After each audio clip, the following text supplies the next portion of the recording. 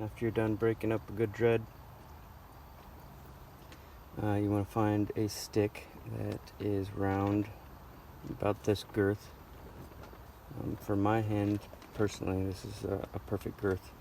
Any smaller than this, and it isn't optimizing the tool's function. It isn't leveraging its full efficiency potential.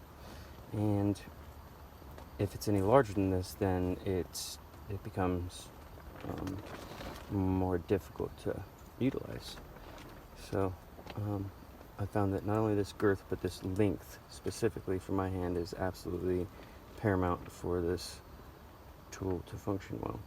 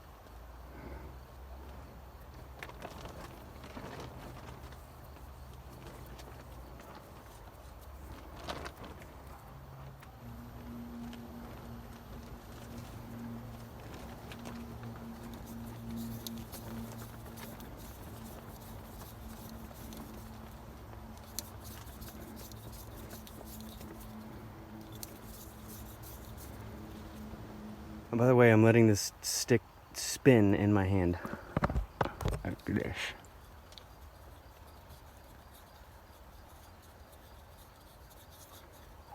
So that it's twisting the string. And then I let go.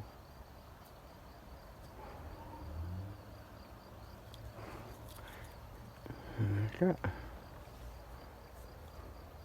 And you want to alternate from pinching one way and then 90 degrees the other way, like this, like this, like that.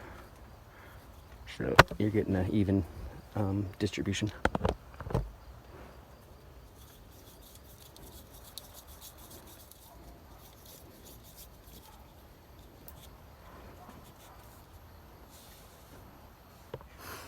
And if you check out my felting videos on this same channel, you can make a